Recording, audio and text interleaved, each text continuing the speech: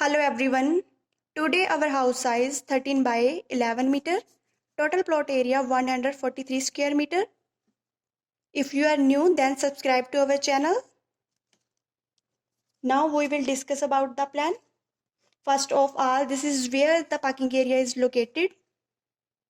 This is main entrance to the house, and this is a hall area, and this is a first bedroom, and this is a bedroom window, and this is a bedroom door, and this is a bathroom area, and at this place bathroom window is located, and this is a bathroom door,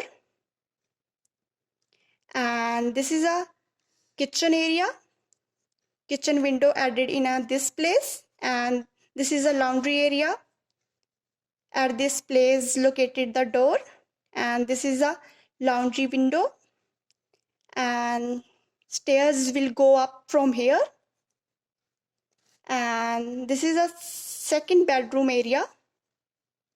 Here we have given the bedroom window, and this is a master bedroom, and this is here is a bathroom area. This is a bathroom window. The size of the bathroom 6.7 meter, and at this place we have provided the bathroom door, and this is a bedroom door.